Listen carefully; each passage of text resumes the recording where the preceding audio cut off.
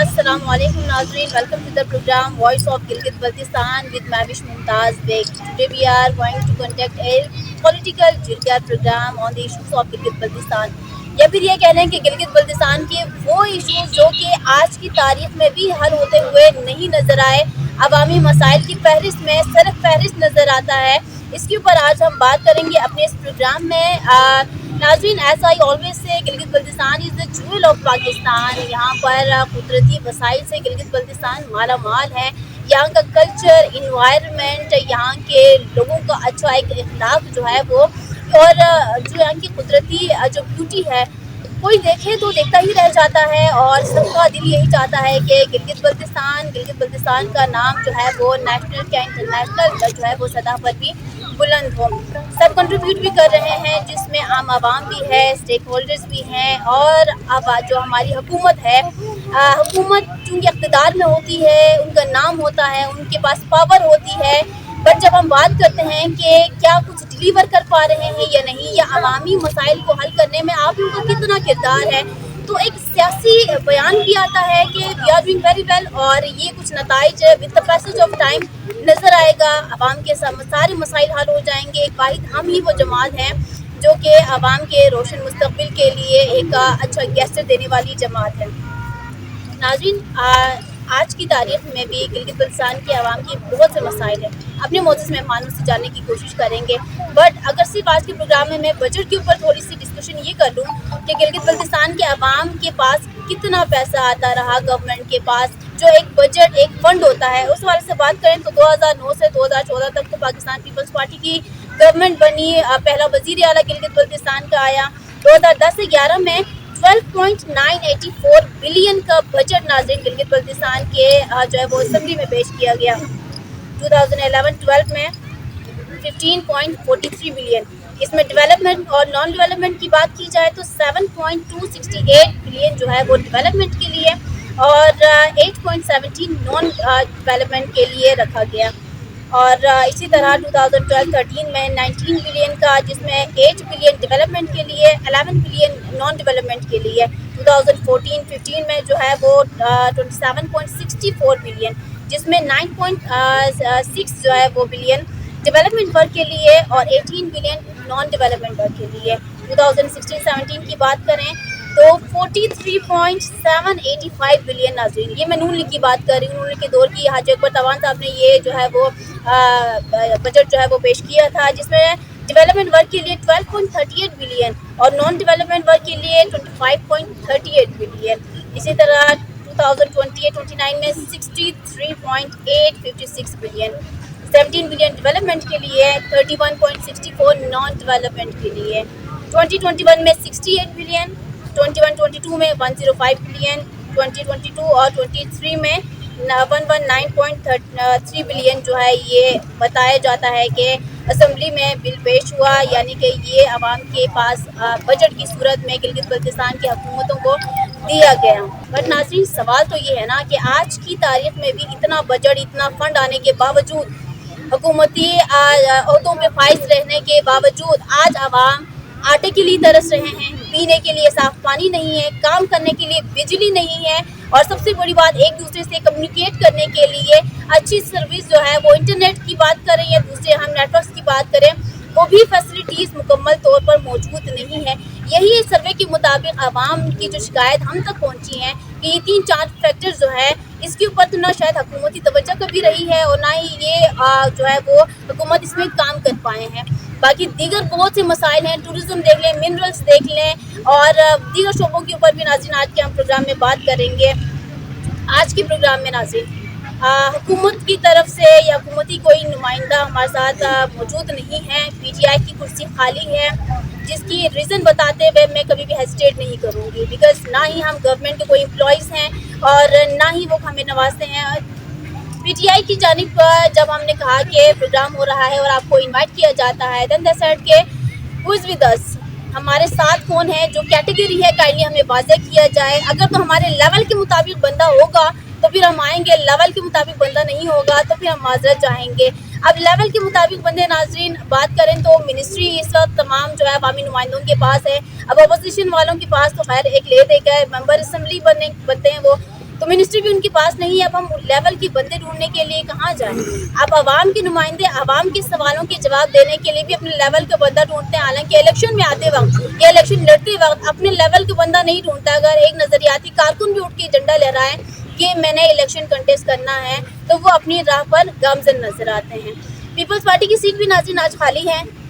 अमजद साहब को जब दावतनामा दिया तो उन्होंने कहा कि हफीज़ भी मेरे लेवल का बंदा नहीं है, मैं एक बड़ी अच्छी जमात रखता हूँ। अमजद साहब को पैगाम देना चाहती हूँ ऑन कैमरा कि शायद वो भूल गए कि हफीज़ुर रहमान साहब साबिक़ वज़ीर आला गिलगित बल्तिस्तान रह चुके हैं।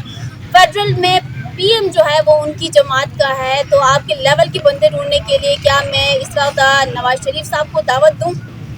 वो अगर पाकिस्तान नहीं आए तो गिलगित बल्तिस्तान आपके साथ बराबरी करने के लिए कैसे आ सकते हैं? ये सवाल है नाज़रीन कि हमारे अवामी नुमाइंदे हैं जो कि अपने आप को अवामी नुमाइंदे कहते हैं, लीडर कहते हैं, वो कहते हैं कि भाई लेवल का बंदा लेकर आओ। लेवल के उनके मुताबिक बंदे कहाँ से लेकर आएँ? हमारे साथ जो आज के मोअज़्ज़ज़ मेहमान तशरीफ़ फरमा हैं, इनको मैं कहूँगी कि ये हैं अवामी नुमाइंदे जो कि आवाम के दरमियान जाना पसंद करते हैं, आवाम के सवालों के जवाब देना पसंद करते हैं, आवाम के लिए काम करने की कोशिशें करते हैं। अगर रिजल्ट हमें नज़र आते हैं नहीं, ये एक डिबेटेबल क्वेश्चन है। मोअज़्ज़ज़ मेहमानों की जानिब बढ़ेंगे। पीएमएलएन की जानिब से हमारे साथ तशरीफ़ फरमा है एडवोकेट औरंगज़ेब खान साहब, फॉर्मर मिनिस्टर लॉ रह चुके हैं। और नाज़रीन पीएमएलएन की जानिब से चूँकि हमें ज्वाइन किया है, पीएमएलएन की गिलगित बल्तिस्तान की जो जमात है, एक खसूसियत ये मैं डिस्कस करूँगी, नॉट जस्ट के औरंगज़ेब साहब हमारे प्रोग्राम में पार्टिसिपेट हुए हैं। जब भी मैंने पीएमएलएन के किसी भी अहदेदारान को इनवाइट किया है, किसी भी आवाम के दरमियान किसी भी प्लेटफॉर्म पर, उन्होंने हमेशा कहा है I will come, we will come. ये उनका एक पॉजिटिव गेस्चर रहा है अवामी नुमाइंदे के तौर पर। साथ ही उनके तशरीफ़ फरमा है बाबा जान साहब, नेशनलिस्ट हैं। अब नेशनलिस्ट में यकीनन ये हमेशा गिलगित बल्तिस्तान के अवाम के हकूक़ की बात करते हैं और खुद मुख्तार एक सूबे की बात करते हैं, अवाम के मसाइल के ऊपर बात करते हैं। लेकिन ये भी सच है कि इनके ऊपर काफ़ी एलिगेशंस भी लगे हुए हैं कि नेशनलिस्ट हजरात जो हैं वो अपनी ज़ुबान इस्तेमाल नहीं करते, इनके पीछे जो है वो बोलने के लिए या फिर इनको इस्तेमाल किया जाता है। इस हवाले से बात करेंगे। नवाज खान नाजिर साहब इज़ ऑन द वे, हमें थोड़ी देर तक प्रोग्राम में ज्वाइन करेंगे। नाज़रीन गुलाम अब्बास साहब हमारे साथ तशरीफ़ फरमा हैं, तर्जुमान हैं MWM के गिलगित बल्तिस्तान, उनके प्रोग्राम में खुशामदीद कहेंगे।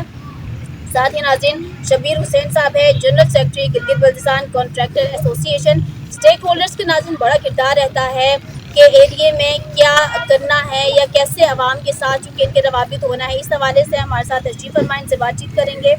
ज़हीर कासमी साहब हैं, जनरल सेक्रेटरी हैं अवामी एक्शन कमेटी गिलगित बल्तिस्तान के।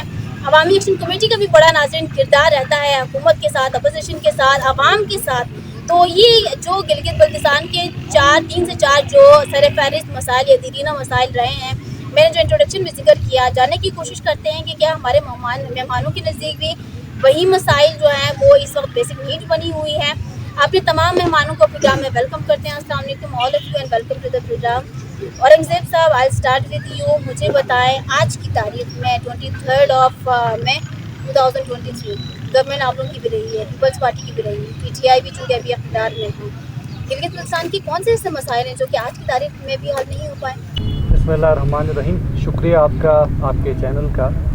मैं आपके सवाल की तरफ आने से पहले, क्योंकि आपने तमहीद में 1-2 बातें की हैं, उसका जवाब देना ज़रूरी समझता हूँ। सबसे पहले तो हम अहलियान गिलगित बल्तिस्तान की जानिब से, पाकिस्तान मुस्लिम लीग नून गिलगित बल्तिस्तान की जानिब से 9 मई को पूरे पाकिस्तान में एक हजूम, जिसको एक सियासी जमात का नाम दिया जाता है, उसकी जानिब से पाकिस्तान की सालमियत, फौजी तनसीबात और शोहदा के जो यादगार हैं उनके लिए हुकूमत की हम मजम्मत करते हैं। और साथ साथ जो आपने गुफ्तगू के शुरू में कहा, यकीनन पिछले 2.5 साल के अरसे में यहाँ पर पाकिस्तान तहरीक इंसाफ की हुकूमत है।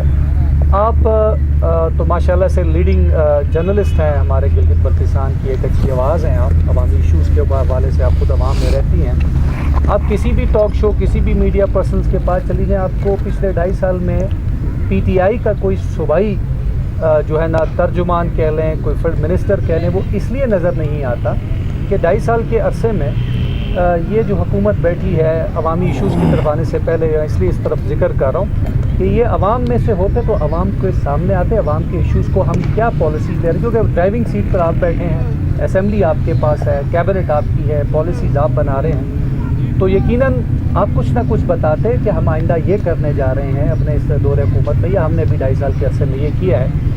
लेकिन माजरत के साथ हमें ये कहना इसलिए मुनासिब नहीं लगता कि इस टाइम यहाँ पर उनका कोई रिप्रेजेंटेटिव नहीं बैठा हुआ, लेकिन अफसोस हुआ एज ए सियासी कारकुन हम समझते हैं कि हर सियासी जमात का नज़रिया अलग हो सकता है। मेरे भाई जानी बैठे हुए बाबा जान साहब हैं, उसके आगे MWM के रिप्रेजेंटेटिव बैठे हैं, इन सब के नज़रिए अलग हो सकते हैं, लेकिन सियासत का महवर अवाम ही होते हैं। और अभी आपने जब स्पेसिफिक जिस टॉपिक के ऊपर आपने बात की है, यकीनन इसको ये कोई इतना आसान 2 लफ्ज़ों में या 10 मिनट में इसको मैं वजाहत नहीं कर पाऊँगा, लेकिन मैं कोशिश करता हूँ, मैं इस पर कोशिश करता हूँ कि आपने अपनी गुफ्तगू के शुरू में बताया कि गिलगित बल्तिस्तान के जो डेवलपमेंट नॉन डेवलपमेंट का जो हमारा जो एक सफ़र है, और फिर गवर्नेंस ऑर्डर 2009, फिर उसके बाद 2018, तो ये तमाम जो रेवोल्यूशनरी स्टेजेस से हम गुज़रे गिलगित बल्तिस्तान, इसमें यकीनन पाकिस्तान पीपल्स पार्टी ने पहले 2009 से 14-15 तक उन्होंने अपनी गवर्नमेंट संभाली, उन्होंने गवर्नमेंट की अच्छा डिलीवर किया, बुरा डिलीवर किया, वो अपनी जगह पे एक बहस है, लेकिन किसी हद तक मैं ये समझता हूँ एज ए पॉलिटिकल वर्कर उनका ये एक पीपल्स पार्टी का ये एक उनको क्रेडिट जाता है कि उन्होंने हमें LFO से निकाल के एक गिलगित बल्तिस्तान का नाम, चीफ मिनिस्टर, कैबिनेट, असेंबली, महदूद कानून साजी के इख्तियारात के साथ काउंसिल और असेंबली की एक बॉडी हमें फराहम की। उसके बाद 2015 में अल्हम्दुलिल्लाह गिलगित बल्तिस्तान के अवाम ने पाकिस्तान मुस्लिम लीग नून को एक बड़ी अक्सरियत एक मैंडेट दिया, और हाफिज़ हफीज़ुर रहमान साहब की सरबराही में हमने उस सफ़र का आगाज़ किया, और ज़िम्मेदारी जब हमारे कंधों पे पड़ी तो अल्हम्दुलिल्लाह मैं क्या, आप गिलगित बल्तिस्तान के किसी भी कोने में, किसी भी गली कूचे में चले जाएं, आपको हमारे 5 साल का जो एक दौर है उसका कोई ना कोई अच्छी निशानी, लोगों के मुंह से अच्छी बात सुनने को मिलेगी। वो इस तरह से मिलेगी कि एक तरफ है असेंबली जहाँ पर आपके पास हुकूमत है प्रेयरी बेंचेस पर, और एक तरफ है अपोजिशन। आप अपनी असेंबली की कारकर्दगी उठा लीजिए पिछले 5 साल हमारे PMLN के दौर कि क्या अवामी इश्यूज़ को एड्रेस करने के लिए असेंबली को कभी ताले लगे? नहीं। असेंबली के दरवाज़ों पर लोगों ने एजिटेशन भी किया है, एहतजाज किया। मेरे साथ अवामी एक्शन कमेटी के इधर भाई भी शायद बैठे हुए हैं, गंदुम के मसले पे एजिटेशन, टैक्सेस के मसले में एजिटेशन, मुलाजमीन के एहतजाज, लेकिन हम कभी भागे नहीं हैं, हम उनके बीच में चले जाते थे क्योंकि हम उनमें से, वो हम में से, हमने उसको एड्रेस करने की कोशिश की। GB की हिस्ट्री की सबसे ज़्यादा कानून साजी अल्हम्दुलिल्लाह PMLN के दौर में हुई। और अब रिफॉर्म्स की तरफ जब आप आते हैं तो कनेक्टेड हैं ये चीज़ें तमाम के तमाम, आपके जो आपको आइनी इख्तियारात हैं, आपके मालियाती इख्तियारात हैं, आपकी पॉलिसी साजी के इख्तियारात हैं, ये सारे कनेक्टेड चीज़ें हैं। तो हमारे 5 साल दौर में अल्हम्दुलिल्लाह जो आपने बताया कि 809 अरब रुपए का आपका डेवलपमेंट बजट था पीपल्स पार्टी के दौर में, शायद इतना ही लगभग कम या ज़्यादा होगा। तो ये आपके व्यूअर्स को पता हो कि उस वक़्त आपका वो जो ग्रांड एड से आपकी गिलगित बल्तिस्तान के तमाम मामला चलते हैं। वफाकी हुकूमत आपको पैसा देती है, आप उसको 2 कैटेगरी में तकसीम करते हैं, एक आपका डेवलपमेंट है, एक आपका नॉन डेवलपमेंट, ठीक है। आप उस जो आपको ग्रांट एंड एड मिलती है, आप उसके बीच में रहते हुए अपना 1 साल का जो आता है वो आप अपना बजट जो है वो सामने रखते हैं, और वो फाइनेंस बिल असेंबली में पेश होता है, डिबेट होती है, बिल पास हो जाता है। 9 अरब रुपए भी यूटिलाइज नहीं होते 5 साल दौर में। मैं जो बात करूंगा वो बात करूंगा, आपका कोई भी व्यूअर, कोई भी शख्स जाके उसको चेक कर सकता है। वो 9 बिलियन डेवलपमेंट बजट भी वापस चला जाता था जून में फेडरल को, क्योंकि वो यूटिलाइज नहीं हो सकता। अल्हम्दुलिल्लाह हमारे बिल्कुल, मैं इसमें एविडेंस मैं आपको बताता हूँ कि गिलगित बल्तिस्तान के जब हमारा दौर आया तो पहला कंसोलिडेटेड फंड बनाया गया जी, PMLN ने बनाया। वो क्यों बनाया? वो इसलिए कि अगर आपका जो बजट है, वो जो ड्यू टाइम है, उसके अंदर अगर वो यूटिलाइज नहीं हो रहा किसी भी रीज़न से, वो आपकी GB गवर्नमेंट के पास ही रहता था, वो लेप्स नहीं होता था, वो वापस नहीं सरेंडर किया जाता था, वो आपके GB गवर्नमेंट के एसेट ही रहा। अब हमारे दौर में 19 बिलियन तक का डेवलपमेंट बजट मियां मोहम्मद नवाज शरीफ के दौर में था। फेडरल PSDP के हमारे जो प्रोजेक्ट्स हैं, आपके जीबी का पहला कार्डियक हॉस्पिटल तैयार हो चुका है, पहला कैंसर हॉस्पिटल तैयार हो चुका है, गिलगित स्कर्दू रोड आपके सामने है, नलतर एक्सप्रेसवे है, हेंजल पावर प्रोजेक्ट है। मैं जितने साहब सिर्फ एक सवाल आपसे लास्ट में, चूंकि बाबाजान साहब की जाने मैंने पढ़ना है, आपकी सारी बातों से भी अगर मैं इत्तेफाक करूँ ना, तो मुझे ये बताएं कि इलेक्शन आप जिस बात से इत्तेफाक नहीं इलेक्शन करना चाहती क्यों आ हैं, रहा है? आप उस बात पे मैं बताएं, वो भी मैं आपके कोशिश साथ डिस्कस करूंगा। करूंगी, लेकिन पहले बाकी मेहमानों को मौका दूंगी। ये बताएं, इतने डेवलपमेंट काम करने के बावजूद, इतना अच्छा इंफ्रास्ट्रक्चर या इतना जो पहली दफा काम हुए वो आप लोगों के दौर में हुए, आप लोगों का ये कहना है, इलेक्शन क्यों हारा? वो भी इतनी बुरी तरीके से। बहुत आसान सी बात, आज गिलगित बल्तिस्तान के अंदर पाकिस्तान तहरीक इंसाफ की हुकूमत को 2.5 साल हुए, वफाक में हमारी हुकूमत आ गई, हमारी आ गई या लाई गई? मैडम, ये इलेक्शन हारने की बुनियादी वजह हमारे गिलगित बल्तिस्तान में पीपल्स पार्टी इलेक्शन क्यों हारी, दो सीटों पर आ गई, हमारी इलेक्शन हुआ है उसके बाद। इसलिए आज PMLN वाज़े तौर पर ये बात करती है, इसके ऊपर हम APC करने जा रहे हैं, अपने दोस्तों के पास भी हैं, तमाम सियासी जमातों को हम इस बात पे ला रहे हैं कि गिलगित बल्तिस्तान का जब तक वफाक के साथ इलेक्शन नहीं होता, उसके 2 बड़े रीजंस हैं। वफाक के साथ इलेक्शन नहीं होगा तो वफाक की जिसकी गवर्नमेंट होती है, ज़ाहिरी बात है वो इन्फ्लुएंस करता है, लेकिन उसके साथ इसका सबसे बड़ा नुकसान सियासी कारकुन और सियासी जमात को हो रहा है कि सियासी जमातें यहाँ पर पनप नहीं रही हैं, लोग एफिलिएशंस को चेंज कर लेते हैं, जी वफाक में फलानी जमात की हुकूमत है तो यहाँ पर उसकी इलेक्शन साथ होना ही 90% मसाइल का। बाबाजान साहब, प्रोग्राम में खुश आमदीद, टाइम दिया, शुक्रिया। मैंने अवामी मसाइल की बात की थी, समझते हैं कि कुछ हैं अवामी मसाइल जो कि नहीं हल हुए, ये सारे ही हल हो चुके हैं। दोस्त औरंगज़ेब एडवोकेट साहब ने बहुत अच्छी बातें कही हैं, और हमारे साथ यहाँ हुक्मरान जमात के साथी बैठे मेरे मोहतरम गुलामबाज साहब भी, ये तो हमें आवाम को गुज़श्ता 70 सालों में लॉलीपॉप दे रहे हैं, ये बता रहे हैं इतना बड़ा डेवलपमेंट हुआ, कहीं पे कोई जनाब कोई एक किस्म का इन लोगों ने खला पे कोई तरक्की की होगी, कोई मरीख पे बनाया होगा। हमें गिलगित बल्तिस्तान में कोई मेडिकल यूनिवर्सिटी नज़र नहीं आ रही है, हमें कोई इंजीनियरिंग यूनिवर्सिटी नज़र नहीं आ रही है। ए साहब, शिकन लोड शेडिंग है बदतरीन, बेरोज़गारी इतनी बढ़ चुकी है, अवाम ख़ुदकुशियों पे मजबूर हैं। यूनिवर्सिटियों के अंदर यही जमातें, पुराने पाकिस्तान वाले और नए पाकिस्तान वाले, पूरे मुल्क के अवाम के साथ जो कर रहे हैं, नॉन डेवलपमेंट बजट ये लगा रहे हैं, डेवलपमेंट के लिए बहुत कम, ये तालीम का बजट काट रहे हैं।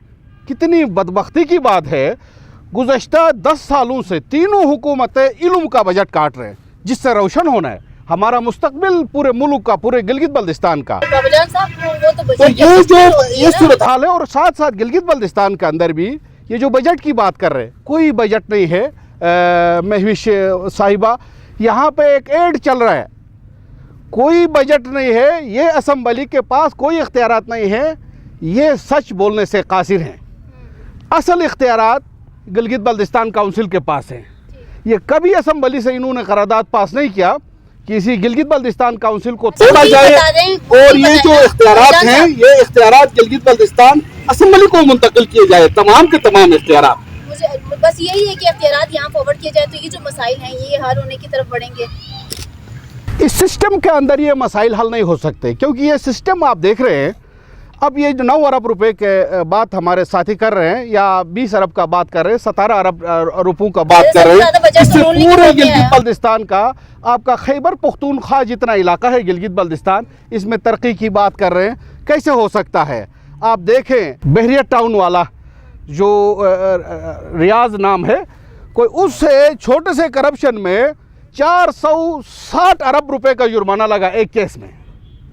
तो आप पूरे देखें, 460 अरब रुपए वहाँ एक बंदे से जुर्माने लगते हैं, तो हमें 17 अरब से यहाँ दूध की नहरें और पता नहीं क्या क्या शहद की नहरें बहाने की बात करते, ये नहीं करते। इनको आवाम के साथ मुखलिस होना चाहिए, इनको आवाम के साथ मुखलिस हुए बगैर ये नहीं हो सकता। और ये सिस्टम 1 मिनट में आपका लूंगा, मैं आपको दोबारा टाइम दूंगी बाबाजान साहब। मेरा चूंकि मसाइल के ऊपर सवाल था, हमारे चूंकि हुकूमत से तो कोई नुमाइंदा नहीं बैठा, लेकिन यहाँ पर जो है वो गुलामबाज साहब हैं, MWM के तर्जुमान हैं। नाज़रीन, गुलामबाज साहब ये बताइएगा, आवाम की मसाइल के ऊपर चूँकि मेरा सवाल औरंगज़ेब साहब से भी था, बाबाजान साहब से भी था, बट मुझे वो स्पेसिफिक जवाब भी नहीं मिल पा रहा।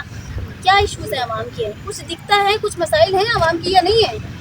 नवेश साहब, बहुत बहुत शुक्रिया आप और आपके चैनल का। सवाल बड़ा वैलिड है और जेन्युइन है। मैं इसको जो है कुल्ली तौर पे बयान ये करूँगा कि देखें जब तक मरज़ की जो है ना वो तशख़ीस नहीं होगी उस वक्त तक ज़ाहिर है दवा की भी तशख़ीस नहीं हो सकती। बहरहाल ये मसाइल क्यों हैं, सबसे पहले मैं जो आइडेंटिफाई करूँगा वो ये है कि सबसे बड़ा मसला हमारे स्टेटस का है।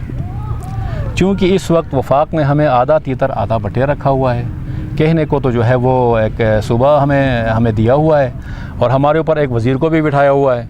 तो लिहाजा जो है ना हमारा वज़ीर आला जो भी आता है वो फुल फ्लेज काम नहीं कर सकता। लिहाजा आवाम का मसला है, ये आवाम का मसला यहीं से जुड़ा हुआ है। जब मेरे आवाम के नुमाइंदे ख़ुद मुख्तार नहीं होंगे, जब प्रॉपरली काम करने के काबिल नहीं होंगे तो आवाम को डिलीवर कैसे कर पाएंगे। और जो दो तीन चीज़ें मैं आगे आ रहा हूँ, ये एक बुनियादी मसला है। तो लिहाजा जो है ना जब तक गिलगित बल्तिस्तान को उसका प्रॉपर स्टेटस नहीं दिया जाएगा, ये मसाइल जो कि तू रहेंगे। लिहाजा मजलिस वतन मुस्लिमीन का डे फर्स्ट ये मुतालबा रहा है कि इसको मुकम्मल सूबा बनाया जाए। और अगर सूबा बनाने में चूँकि मसला कश्मीर का इशू आड़े आता है तो इसको अबूरी तौर पर भी जो है ना सूबा बनाकर हमारे वज़ीर आला को मुकम्मल तौर पर बाख्तियार बनाया जाए। एक ये। दूसरी बात ये होती है कि हमारे यहाँ यानी एक मसला ये होता है हमारी सूबाई हुकूमतों के साथ, इनको काम करने के लिए 2 साल या 2.5 साल का टाइम मिलता है। उस 2 साल और 2.5 साल के अंदर होता ये है कि जब ये हुकूमत फॉर्म हो रही होती है तो 5-6 महीने तो वैसे भी जो है ना काबीना साजी और मामलात को समझने और मैनेज करने में लग जाते हैं। तो ले दे के वो मुश्किल 2 साल का अरसा गुजर जाता है तो वफाक में हुकूमत तब्दील हो जाती है। लेकिन इसमें आप नहीं समझते कि अवामी नुमाइंदों की ही गलती है, वो क्यों नहीं 2.5 साल वक्त कर देते आवाम के लिए और साथ मुतालबा करते कि फेडरल के साथ हमारा इलेक्शन हो जाए। कौन सी जमात है कि जो कि अपने 2.5 साल छोड़ दे, मुझे बताएं।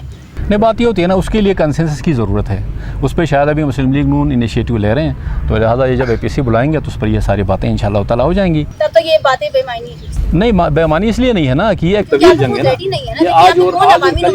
सियासी जमात जो कि रेडी हो कि भाई हम आवाम के लिए अपनी कुर्सी, अपना इक़्तिदार, अपना वक्त जो है वो कुर्बान करने को तैयार होंगे, फिर जाके ताबू की बात है कि लेकिन अवामी नुमाइंदे हैं तो उन्हें एक वसी तर मफाद की खातिर उनको जो है ना तैयार भी रहना चाहिए किसी भी कुर्बानी देने के लिए।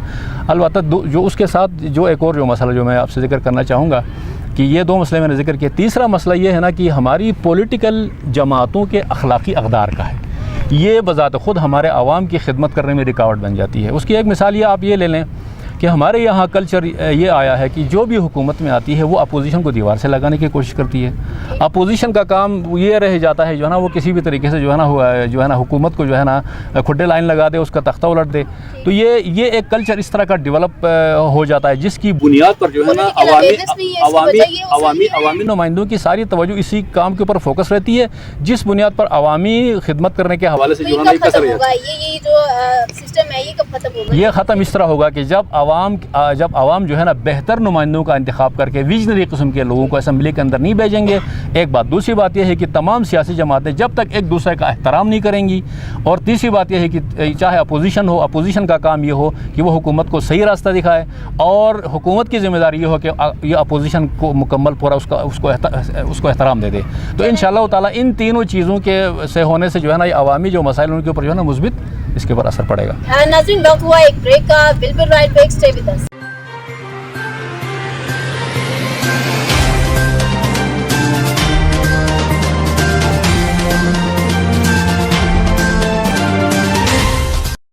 Welcome back to the programme. नाज़रीन, जिनका प्रोग्राम में एडवोकेट औरंगज़ेब साहब से हम बातचीत कर रहे थे, बाबा जान साहब से और अभी गुलाम अब्बास साहब से। अब सवाल करने का वक्त पहुंचा है शाकिर हुसैन साहब से, जो कि जनरल सेक्रेटरी हैं गिलगित बल्तिस्तान कॉन्ट्रैक्टर एसोसिएशन के। शाकिर साहब, प्रोग्राम में खुशामदीद। और अब मुझे आपसे भी मेरा यही सवाल होगा कि अवामी मसाइल क्या हैं? बहुत शुक्रिया महवी साहिबा। आप गिलगित बल्तिस्तान के जो मज़लूम अवाम है इनकी आवाज़ मेन स्ट्रीम मीडिया और सोशल मीडिया के थ्रू हुक्काम बाला तक आप पहुंचा रही हैं। जो मेरे भाइयों ने ज़िक्र किया जिन मसाइल का, वो अवामी मसाइल नहीं हैं, वो पॉलिटिकल मसाइल हैं, वो आइनी इश्यूज़ हैं। आवाम का इन इश्यूज़ से कोई लेना देना नहीं है। आवाम का मसला आटे का मसला है, पानी का मसला है, बिजली का मसला है, बेरोज़गारी का मसला है। और ये जो मंशियात फ़रोशी है, मंशियात की बेसिक वजह ये होती है लोगों को खेल कूद के मौके नहीं मिलते हैं, स्पोर्ट्स के ग्राउंड इनको नहीं मिलते हैं। अच्छा, महंगाई का एक तूफ़ान आया हुआ है। ये है असल अवामी मसाइल। जिनको 2 वक्त की रोटी मुहैया नहीं है, इनको न किसी आइन की ज़रूरत है, न किसी पॉलिटिकल लीडर की ज़रूरत है, इनको अपने बच्चों के लिए 2 वक्त की रोटी चाहिए होती है। आवाम के जो बुनियादी इश्यूज़ हैं, ये हैं बेसिक इश्यूज़। इन इश्यूज़ पे हमारे लीडर कोई बात करने को तैयार नहीं है। शाकिर साहब, एक छोटा सा सवाल आपसे, अवामी सवाल। ये जो अवामी मसाइल अवाम के नज़दीक तो खैर K2 जितने बुलंद हैं, ये हमारे पॉलिटिकल लीडर्स के नज़दीक क्यों जो है वो कंकर की तरह है?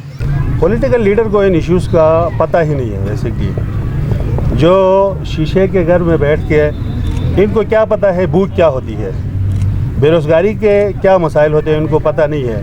किसी का बच्चा नशे का आदी होता है तो उसको क्या मसाइल फेस करने होते हैं, उनका नहीं पता। हमारे जो सियासी रहनुमा हैं, चूँकि मैं यहाँ पे कंट्रैक्टर एसोसिएशन और ठेकेदार बरादरी को रिप्रेजेंट कर रहा हूँ, हमारे भी बहुत सारे मसाइल हैं। आपके प्रोग्राम के प्लेटफार्म से मैं कंट्रैक्टर के भी जो मसाइल हैं, अब लोग तो ठेकेदार को चोर और डाकू के नाम से जानते हैं, इनको पता नहीं होता है ठेकेदार के क्या मसाइल होते हैं। बर वक्त तो इनको रिलीज़ नहीं मिलती है, और जो ठेकेदार की रिलीज़ होती है उसका डायरेक्टली लिंक होता है जो इकनॉमिकल चेन होती है। इस गिलगित बल्तिस्तान के अंदर पैसे का जो फ्लो होता है वो ठेकेदार की रिलीज़ के साथ डिपेंड करता है। अब ये पूरा साल गुजर गया, हमारा रिलीज़ तकरीबन साल अभी जून में कंप्लीट फाइनेंशियल ईयर कंप्लीट होने को आया है। हमारी रिलीज़ आप जाके मसाइल हमारे बहुत सारे मसाइल हैं। तो ये अवामी मसाइल आपने गिनवा दिए, बता दिए। ये बताएंगे अभी भी जो हमारे पॉलिटिशियंस हैं, हुकूमत तो इस वक्त PTI की है जी, वो इसके ऊपर कितना काम कर रहे हैं? देखो कुछ हर हुकूमत अपने उस पर लिहाज से काम कर रही है। मुस्लिम लीग नून ने अपने ज़माने में बहुत डेवलपमेंट की है। ये बात ऑन रिकॉर्ड है कि जो डेवलपमेंट मुस्लिम लीग नून के ज़माने में हुई गिलगित बल्तिस्तान के अंदर, वो अब तक किसी भी दौर में नहीं हुई है। PTI भी अपनी तही पे वो कोशिश कर रही है, डेवलपमेंट के लिए कोशिश कर रही है, लेकिन वो मौके इनको नहीं मिलते। वफाक और ये सूबाई जो कंट्राडिक्शन है हुकूमत की, वहाँ पे PDM की हुकूमत है, इधर PTI की हुकूमत है। क्योंकि गिलगित बल्तिस्तान का अपना कोई रेवेन्यू नहीं है, वो टोटली डिपेंड करती है वफाकी ग्रांट के ऊपर। तो वहाँ पे कोई दूसरी हुकूमत होगी तो इनके लिए मसाइल होते हैं कि वहाँ से आसानी से पैसे मिलते नहीं हैं। जब ये कंट्राडिक्शन आता है तो पैसे तो नहीं मिलते, पैसे तो लाना पड़ता है ना, पैसे तो अपनी बिल से बताना पड़ता है ना कि हम गवर्नमेंट हैं, हम इस गवर्नमेंट के जो नहीं है, कुछ शेयर हैं या क्या कहूँ, अवामी नुमाइंदे हैं, अवाम के लिए तो पैसा लाना पड़ता है। ये तो अब सियासी जमातों का इशूज़ है, इनके किबले किसी के कहीं पे है, किसी का कहीं पे। ठीक है, ज़मीर साहब, प्रोग्राम में खुश आमदीद। अवामी एक्शन कमेटी के आप जनरल सेक्रेटरी हैं। अवामी एक्शन कमेटी हर वक्त अवाम के दरमियान, अवाम के साथ चलती फिरती नज़र आती है। क्या है अवामी मसाइल? बहुत शुक्रिया सबसे पहले तो आपका और आपकी टीम का। मेरे अंदर का जो काफिर है किसी तौर मुझे जुल्म और जबर की बेयत नहीं करने देता। हाँ, उसी बागी कबीले से ताल्लुक़ है मेरा जो अंधेरों को हुकूमत नहीं करने देता। चूँकि आपका जो मसला था वो मेरे ख्याल से जो अहबाब बैठे हैं सबसे ज़्यादा मेरे से रिलेटेड था, क्योंकि इन अवामी मसाइल पे अगर बात करनी है तो फिर अवामी एक्शन कमेटी ही मेरे ख्याल से करती है।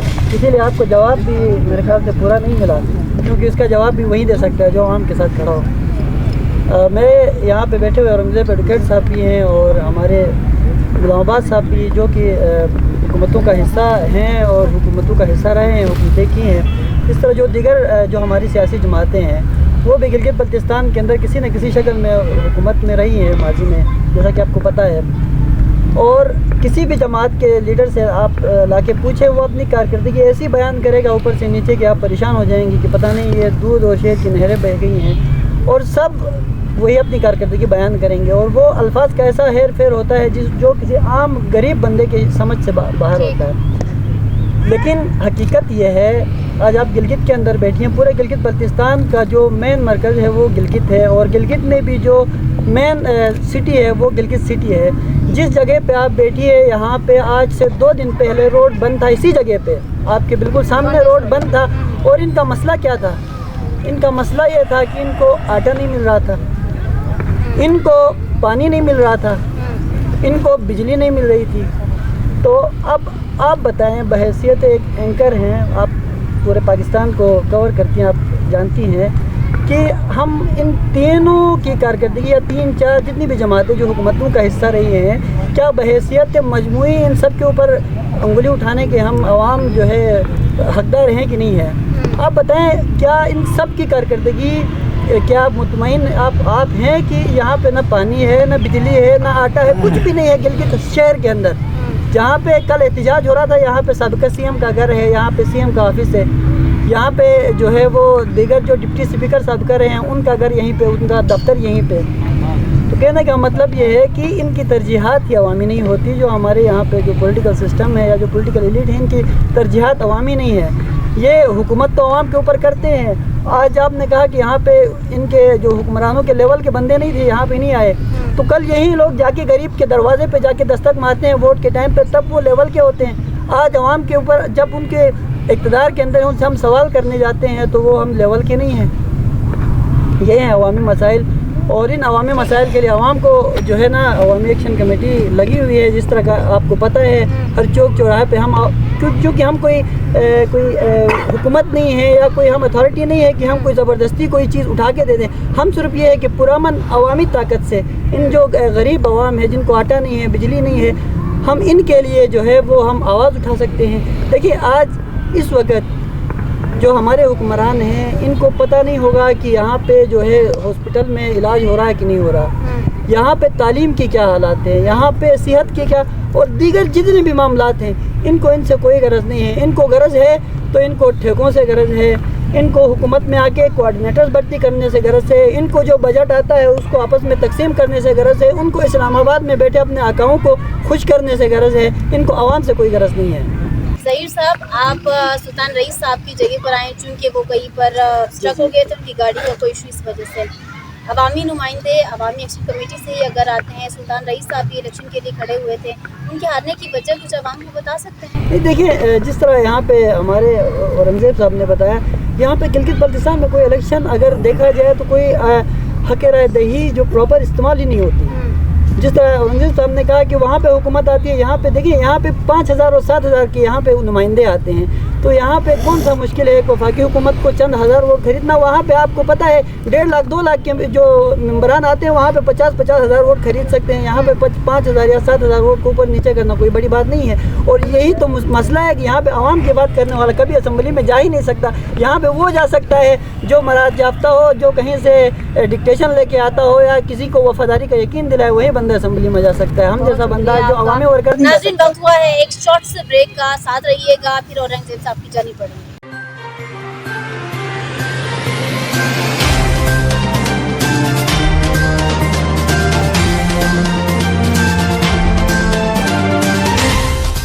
वेलकम बैक नाजरीन। बात कर रहे थे कि गिलगित बल्तिस्तान के, या अगर मैं गिलगित डिवीज़न की बात करूं, आम आवाम की क्या मसाइल हैं। क्या आम आवाम के मसाइल में गंदम, आटा, पानी, बिजली, ये चीज़ें शामिल हैं, या फिर कानून साजी, आइन, स्टेटस, ये चीज़ें हैं। इसी के ऊपर बात कर रहे थे। औरंगज़ेब साहब की जानी पड़ती है। औरंगज़ेब साहब, एक तो ये अभी तक की डिस्कशन से मालूम हुआ कि जो आवाम के लिए काम करता है, डिलीवर करता है, आवाम के लिए जान भी कुर्बान करने को तैयार होता है, वापस वही आवाम उनका साथ नहीं देती। इसलिए मैंने अपनी गुफ्तगू के शुरू में कहा था कि आपके पास एक फेडरेशन की तीसरी जमात की हुकूमत है।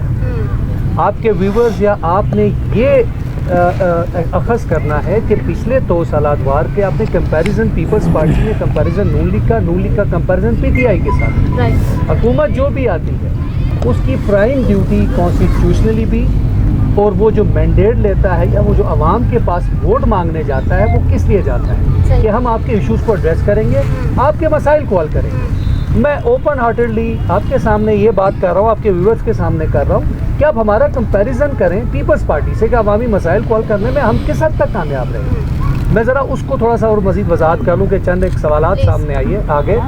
देखें, मेरे साथ मेरे बड़े भाई बैठे हैं, बाबा जान साहब बैठे हैं, इनकी अपनी एक आइडियोलॉजी है, ये अपने उस नज़रिए के मुताबिक हैं, ये दुरुस्त कहते हैं, सही कहते हैं, इनको पता होगा।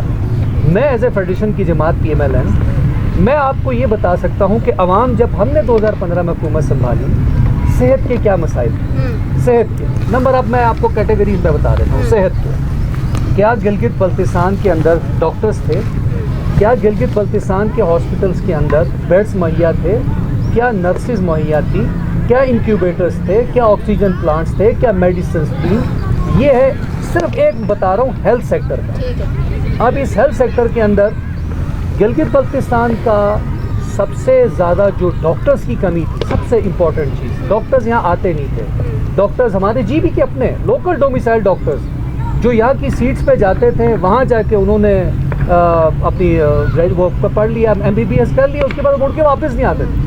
हमने उनके लिए लेजिस्लेशन की, उनके लिए 3.5-4 लाख का पैकेज दिया कि आप अपने जीबी में आके सर्व करें। गवर्नमेंट ये चाहती है कि आप अपने अवाम की खिदमत करें। 550 से ज़ायद, मैडम मैं जो बात कर रहा हूँ रिकॉर्ड की करता हूँ क्योंकि मैं उस लेजिस्लेटर रहा हूँ, इससे मुझे पता है। PMLN के दौर में 550 से ज़ायद डॉक्टर्स को हमने भर्ती किया है कानून साजी के लिए। ठीक, गिलगित बल्तिस्तान के अंदर जब हम आए तो जो बेड्स होते हैं उनकी टोटल तादाद पूरे जीबी में, आप हैरान होंगी कि पूरे जीबी में 395 या ज़्यादा से ज़्यादा, जो मुझे 10 या 15 आगे पीछे हो सकता है। जब हम गए, हम 1300 बेड्स लेकर छोड़ के गए। इंक्यूबेटर्स नहीं थे जनाब। आपके गिलगित बल्तिस्तान की एक खुदा न खास्ता किसी भी शख्स का, आम आदमी के मसाइल की बात है, रोड पे चलते हुए एक्सीडेंट हो जाता है, CT स्कैन मशीन नहीं है, डिजिटल एक्सरे मशीन नहीं है, MRI मशीन नहीं है, ये किसने दी है? हमने कोई एहसान नहीं किया। अवामी हुकूमत को यही काम है कि अवामी मसाइल को हल करें। आज अब हमारा कंपैरिजन करें पीपल्स पार्टी से और ये जो हुकूमत बैठी है इससे, ठीक है जी। सेहत के सेक्टर में आ जाए, साफ पानी की बात की, मेरे भाई ने कहा आटे की बात, माजरत के साथ अवामी एक्शन कमेटी जो है ना, हमारे बड़े अच्छे दोस्त हैं, भाई हैं, हम इनके साथ अक्सर डिस्कशन जब करते हैं, हम कहते हैं आप गंदम सब्सिडी की बात करते हैं कि वफाक ने हमें देना हमारा हक है, ठीक है। आज आप यकीन करें कि गिलगित बल्तिस्तान का डेवलपमेंट बजट 13 अरब रुपए है तो सब्सिडी भी 12 अरब रुपए हो गई है। क्या हमने हमेशा के लिए सवाम ने गिलगित बल्तिस्तान की, आज से 30 साल पहले भी सब्सिडी का इशू था, 30 साल पहले भी ज़मीनों का इशू था खालसा सरकार का। पीने के साफ पानी की आपने बात की मैडम, मैं इसलिए कहता हूँ कि मैं PMLN का वर्कर हूँ, मुझे बताने के लिए बहुत कुछ है। मेरी दूसरी जो जमातें मेरे साथ कंपटीटर हैं वो आके मेरे से कंपैरिजन करें। पीने के साफ पानी का जो पहला पब्लिक प्राइवेट पार्टनरशिप के जो प्रोजेक्ट्स गिलगित डिवीज़न में आप बैठी इस जगह पे, यहाँ जो प्रोजेक्ट्स दिए ना, सबसे पहले पीने के टैप वाटर खोलें आप, आपको फिल्टर्ड पानी मिल रहा है। ये पाकिस्तान में बहुत कम जगहों पे मिलेगा आपको, किसी अच्छी सोसाइटी में मिलेगा। देखें पीने के पानी के प्रोजेक्ट्स बासिफ के साथ मिलकर हमने तकरीबन 1.5 बिलियन का प्रोजेक्ट दनियोर गिलगित अपर टाउन एरिया में दिया। ये पायलट प्रोजेक्ट था। ये आ गया पानी का, सेहत का आपको बता दिया। अब आप आ जाएँ एजुकेशन सेक्टर में। भाई ने कहा ना यहाँ पे इंजीनियरिंग यूनिवर्सिटी है, ना यहाँ मेडिकल कॉलेज है। बात ठीक है, आप सही फरमा। गिलगित बल्तिस्तान में क्राकरोम इंटरनेशनल यूनिवर्सिटी के अम्ब्रेला के नीचे पहली जो आपकी इंजीनियरिंग फैकल्टी बनी है वो किसने दिया आपको? वो PMLN ने दिया। आपके KIU के पूरे अजला में जो कैंपसेस दिए ताकि आप आम बच्चा जो है, जो एक्सपेंसेस बेयर नहीं कर सकता गिलगित आके हॉस्टल्स में, प्राइवेट हॉस्टल्स में, वो अपने ज़िले के अंदर बैठकर कम से कम यूनिवर्सिटी को तक उसका एक्सेस हो, ठीक है। आपको बल्तिस्तान यूनिवर्सिटी किसने दी है? देखें अभी मैं आपको अभी एजुकेशन सेक्टर पे आता हूँ। पहली दफ़ा गिलगित बल्तिस्तान में तालीम जैसे शोबे के अंदर असातिज़ा की नौकरियों को बेचा गया। सबको पता है, प्रूफ चाहिए। एजुकेशन नहीं, मैं बता देता हूँ, एजुकेशन डिपार्टमेंट के सेक्रेटरी लेवल से नीचे तक 8 बंदे नौकरियों से गए, नैब के केसेस घुस गए। क्या PMLN के दौर में हमने 1300 बंदा जो है teaching faculty federal public service commission से लाया। हमने पहली दफ़ा गिलगित बल्तिस्तान के अंदर टेस्टिंग सर्विसेज दी। तनकीद उस पर भी की गई। पॉलिटिकल पार्टीज का काम है तनकीद करना, ठीक है जी। एजुकेशन रिफॉर्म्स की बात, मॉडर्न स्कूल्स बनाए। आप यहाँ से सामने गली में चले जाएं, आपको पंजाब का बीकन हाउस और उस स्टैंडर्ड की आपको यहाँ पर स्कूल मिलेगा बच्चों का। आप जाइएगा, आप लेबॉर्ट्री देखेंगे। हमने दयामत जैसे एरिया में जहाँ पर बच्चियों का स्कूल में जो एडमिशन का रेशो है वो 3% था, हम उसको 68% पे लेकर के कैसे यूनिफॉर्म फ्री दिया। मैट्रिक तक बुक्स हमारे 5 साल दौर में स्कूल के बच्चों को फ्री मिली हैं, मेडिसिन हॉस्पिटल्स में फ्री मिली हैं, ऑपरेशन थिएटर्स में फ्री मिली हैं। इक्का दुक्का शिकायत होगी, मैं ये नहीं कहता हमने को 100% डिलीवर कर दिया, बट हमने इस कौम को नहीं, हमने इस कौम को मैं बात करूँ, हमने इस कौम को ये बताया कि अवामी मसाइल हैं, हेल्थ सेक्टर में क्या है, एजुकेशन सेक्टर में क्या है, बेसिक नेसेसिटी, लेकिन उसको हल करने के लिए हमने कोशिशें की। हमने एक वे फॉर्डर बताया। भाई ने कहा 24 घंटे की लोड शेडिंग, आप ठीक फरमा रहे, आप ठीक फरमा रहे। क्यों है? आप जो है जाके नालों के अंदर पिछले 50-60 साल से आप लोगों के यहाँ पर क्या हुआ, बिजली के साथ डीजल जनरेटर्स आ रहे हैं। आपके जो है ना स्ट्रीम्स में, नलतर में है, कारगा में है, फ्लड आता है, हर साल अरबों रुपए उसकी मेंटेनेंस पे जा रहा है। हमने अल्टरनेट सोर्स पे गए। अल्टरनेट सोर्स क्या था? हमने आपके इस टाउन गिलगित डिवीजन में कोंडास बहुत बड़ी आबादी है, हमने स्मार्ट मीटर, स्मार्ट केबल का पहला प्रोजेक्ट दिया वहाँ पे। उससे क्या हुआ? बिजली के बिल भी मिले और लोगों को 18 घंटे बिजली, दरिया के उस तरफ 18 घंटे है, दरिया के इस तरफ 4 घंटे।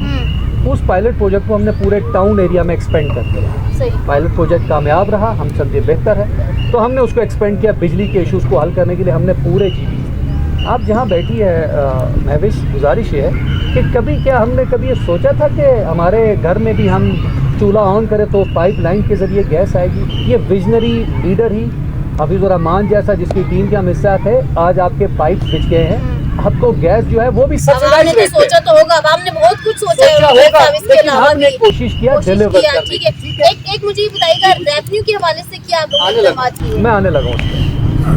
बहुत अच्छा क्वेश्चन है। ये सवाल का जवाब मेरे एक्शन कमेटी के भाई से भी ज़रूर पूछिएगा, उनसे भी। हम उनसे डिस्कशन करते हैं, हमारे भाई हैं, क्योंकि हम पॉलिटिकल लोगों का देखें, हम माशरे में अगर सियासी जमातें डायलॉग्स ना करें, आपस में ना बैठें, तो हम कभी आगे नहीं बढ़ सकते।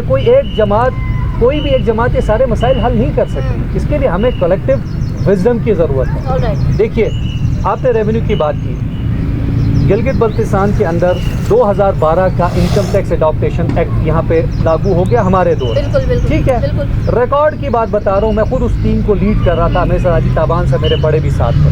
हम इन दोस्तों के पास हमेशा जाते, हम ये कहते थे, जनाब आप एक बात बताएं, कब तक ये वफाक की तरफ बैठकर जो है ना ग्रांट इन एड पे इस कौम को लेके आगे बढ़ना है? हमने अपने पैरों पे भी खड़ा होना। क्या लग्जरियस होटल का 75,000 का रेंट देने टूरिस्ट आता है, क्या मेरी गवर्नमेंट का इतना राइट नहीं है कि मैं उससे 2,000 रुपये टैक्स लूँ? अपने GB, अपना रेवेन्यू अथॉरिटी मेरी अपनी, ठीक है। क्या जो 10-12 लाख टूरिस्ट सीज़न में आता है मैडम यहाँ पर, क्या वो मेरे रोड इस्तेमाल नहीं कर रहा? क्या वो मेरे रेस्टोरेंट्स को एंजॉय नहीं कर रहा? क्या वो मेरे गिलगित बल्तिस्तान की ब्यूटी से एंजॉय नहीं कर रहा? तो आखिर वो तो चला जाएगा, मेंटेन किसने करना है? Solid waste management company GB government ने चला। तो क्या हम रेवेन्यू जनरेट ना करें? हमारे साथियों से वक्त हमारी बात इन्होंने नहीं मानी। हमने कहा, हमने बल्कि एग्जाम्पल दी, हमने कहा देखिए आज़ाद कश्मीर में 1992 का एग्रीमेंट देख लें, सरदार कयूम साहब का, तमाम वफाकी टैक्सेस लागू हैं आज़ाद कश्मीर में। वो वफाक से डिपेंडेंसी से काफ़ी हद तक बाहर निकल गया। बाबाजान साहब ने कहा कि सब कुछ उसके पास है, GB काउंसिल के पास। तो मैं थोड़ा सा, मेरे भाई हैं बड़े काबिल एहतराम है, 2018 ऑर्डर आने के बाद गिलगित बल्तिस्तान काउंसिल के पास कुछ भी नहीं है, माँ सवाए एक गाड़ी के। वो सारे एसेट्स हम ले चुके हैं। बाबाजान थोड़ी सी जो नहीं, ये बात जरूर रिप्लाई दें। आपके पास कानून साजी, देखें आपके रिसोर्सेज क्या हैं। टूरिज्म से आपने रेवेन्यू जनरेट करना है। टूरिज्म सब्जेक्ट किसका था 2018 से पहले? GB काउंसिल का। टूरिज्म की पॉलिसी मोहतरमा आज आपकी कैबिनेट बना रही है, टूरिज्म के एक्ट कानून साजी आपकी असेंबली बना रही है। टूरिज्म जिससे आपने बहुत revenue, sorry to interrupt you, but आप ही के दौर में मिनिस्टर थे टूरिज्म फिदा साहब, आप लोगों के जाते जाते आखिरी शायद कोई 2-3 मंथ रह गए थे। मेरे प्रोग्राम में उन्होंने कहा, मैडम हमारी हुकूमत अभी ख़त्म हो रही है, लेकिन अभी भी गिलगित बल्तिस्तान के आवाम को या गिलगित बल्तिस्तान को टूरिज्म डिपार्टमेंट से 5% भी मुनाफा नहीं हो रहा। क्या उन्होंने? और मुझे ये बताएं, जब ये नहीं हो रहा, ये आप लोग मानते हैं इस चीज़ को? मैं नहीं मानता, मैं इसलिए नहीं मानता, सुनिएगा, मैं इसलिए नहीं मानता। मैंने इसलिए कहा कि टूरिज़्म के बारे में पॉलिसीज़ देना, टूरिज़्म से रिलेटेड जितने भी इश्यूज़ थे वो GB काउंसिल के पास थे। ठीक है जी, 2018 में ये सब्जेक्ट हमने डिवॉल्व करवाया, आ गया GB असेंबली के पास। पहले कानून साज असेंबली थी, 2018 के बाद गिलगित बल्तिस्तान असेंबली। टूरिज़्म जब सब्जेक्ट आपका आया, आपके इधर एक महकमा तो ज़रूर है, लेकिन उस महकमे को पॉलिसी देने का इख्तियार नहीं है, उसके रेवेन्यू जनरेट करने का इख्तियार नहीं, वो काउंसिल के पास रखा है, तो टूरिज़्म डिपार्टमेंट क्या डिलीवर करेगा? ठीक है, अब आज देखिए कि जब वो सब्जेक्ट डिवॉल्व हुआ, तो अब आपके असेंबली में जो भी नुमाइंदे आज बैठे हुए हैं, वो अपनी पॉलिसीज़ बनाएं, वो अपना रेवेन्यू कैसे जनरेट करना है वो अब उनका काम है, हम इख्तियार ले आए। ओके, बाबाजान साहब बहुत अच्छी बातें कही हैं हमारे औरंगज़ेब साहब ने, हमारे भाई हैं, वो तो अहम बात है कि हम साथ बैठेंगे, इलाके के लिए लड़ रहे हैं। लेकिन मुश्किलात ये हैं कि इन्होंने कभी 15 साल में जो बल्दियाती इंतखाबात नहीं कराए, जिससे अवाम का बुनियादी मसला न हल होना है। आपका गरीब बंदा जिसके घर में टूंटी में पानी नहीं आता हो, जिसमें बिजली का जो मसला हो, वो अपने नुमाइंदे के पास जाता है, यूनियन के चेयरमैन के पास जाता है, नाजिम के पास जाता है। एक बेहतरीन सेटअप ये ला सकते थे, इन्होंने नहीं किया और ये नहीं कर रहे। उसके वजूहत है, उसके सारे के सारे पैसे इंतखाबात हो गए हैं, उसके बाद कोई इंतखाबात नहीं हो गए। अब देखें, बल्दियाती तमाम के तमाम फंड्स आके आपके एडमिनिस्ट्रेटर के पास हैं, वो जो असिस्टेंट कमिश्नर और डिप्टी कमिश्नर्स हैं, डिस्ट्रिक्ट काउंसिल, यूनियन काउंसिल और म्यूनिसिपल कमेटी के। वो कहीं भी देखते हैं, हमने देखा एक जगह में हुंजा के अंदर एक मोनूमेंट बना था पहले एक डिप्टी कमिश्नर के दौर में, वो बहुत बेहतरीन मोनूमेंट था, बनाया था, अच्छा उसे जैसा बनाया। दूसरा डिप्टी कमिश्नर आया, उसके दूसरे साल में ही बिल्डोज़र लगाया, उसको टेंडर कराया। तो उसके साथ अगर ये अपने वाशरूम्स के उनके देखें, कहीं पे कोई यूट्यूब पे, कोई फेसबुक पे देखेंगे अच्छा डिज़ाइन, तो पिछले साल बना हुआ वाशरूम उसको दोबारा तोड़ के नया ये टेंडर कराते हैं। ये नाकाम हो गए। जब तक बल्दियाती तौर पर बल्दियाती वाला अभी जवाब देने देना। उसके साथ साथ ये अभी भी जो हम कहते हैं, ये इख्तियारात इनसे पूछे बगैर वफाक किसी भी कानून को, ये हम एक हुक्मनामे के ज़रिए से हैं। ये बहुत सीनियर हमारे सुप्रीम कोर्ट के कानूनदान हैं, बहुत लायक वकील हैं हमारे औरंगज़ेब साहब, लेकिन यहाँ पे देखें इसके पास कोई इख्तियार नहीं है असम्बली के पास। हम इसलिए कहते हैं वफाक जब चाहे ये एक हुक्मनामा है। तो बाबा जान साहब, आप इनके काम को भी नहीं मान रहे जो किए हुए हैं। वो कुछ काम तो ग्राउंड रियलिटी पे ऑलरेडी नजर आ रहे हैं ना, कुछ डॉक्यूमेंटेशन में है। मैंने बजट जो स्टार्ट में मैंने कुछ फैक्ट एंड फिगर्स दिए, सबसे ज्यादा बजट किस हुकूमत का था, आप बताइए। आखिर तक आपके बजट का मैंने पूरा चीज़ पढ़ा है, सुना है और ख़ुद भी पढ़ा है। उसमें यह है कि डेवलपमेंट बजट कम है, नॉन डेवलपमेंट बजट ज़्यादा है, इसी से ये खुद नेगेट में जाता है। बल्दियाती इलेक्शन का औरंगजेब साहब आपसे जवाब चाहूंगी, एक मिनट में अगर आप मुझे दे सकें तो मैं जो इसमें मैं आपके चैनल के ज़रिए पूरा बताना चाहूँगा, ये निज़ाम इसी सिस्टम के अंदर, इन पार्टियों के अंदर आवाम को कोई डिलीवर नहीं हो सकता। ये निज़ाम फरसुदा हो चुका। मैं सवाल का जवाब दे दूं? छोटे से बाबा जान से वापस आ रही हूँ, आप एक जुमला ये जुमला है कि अब जब तक यहाँ एक सोशलिस्ट इनकलाब बर्पा नहीं होता है, उसके अलावा आवाम को कोई डिलीवर नहीं हो सकता है। अलबत्ता आवाम को लॉलीपॉप देकर अपने लिए वोट ज़रूर खरीद सकते हैं। औरंगजेब साहब सिर्फ एक मिनट में मुझे जरा इसको वाइंड अप कीजिएगा। बल्दियाती इंतखाबात में कानूनी इशू था। बल्दियाती इलेक्शन के लिए हमारे दौर में 2017 का बजट उठा के देख लीजिएगा कि हमने बल्दियाती इलेक्शन करवाने के लिए बजट मुख्तस किया, और उस वक़्त जो लोकल गवर्नमेंट एक्ट है हमारी जीबी असेंबली ने 2012 में पास किया। मीनवाइल वफाक ने मरदमशुमारी नए सेंसिस का अनाउंसमेंट कर दिया और नए सेंसिस शुरू हो गए 2017-18 के दौरान।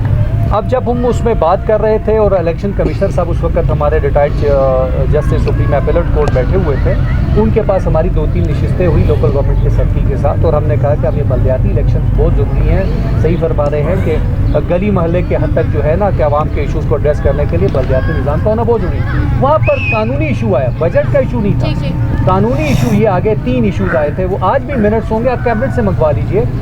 उसमें उन्होंने कहा लोकल गवर्नमेंट एक्ट जो 2012 है उसके अंदर तरमीम की ज़रूरत है, नंबर 1।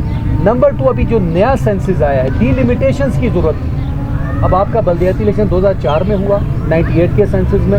अब आपका आज का जो है एक्ट जब बन गया 2012 में नया, तो उसमें नए इख्तियारात आ गए, उसके अंदर कुछ तरामीम करने की ज़रूरत थी। तो इस हवाले से वो प्रपोजल असेंबली में गया, असेंबली से फिर वो वफाक के पास गया, तो उस वजह से वो टाइम लेप्स हो गया। अब ये जो गवर्नमेंट बैठी है, ये भी बल्दियाती इलेक्शन के हवाले से अपनी कमिटमेंट दे चुकी है, लेकिन बात यहाँ पर आके वही कानूनी इशू है कि ये एक्ट के अंदर तरामीम और डिलिमिटेशन और फिर मरदमशुमारी, ये तमाम चीज़ें कनेक्टेड है।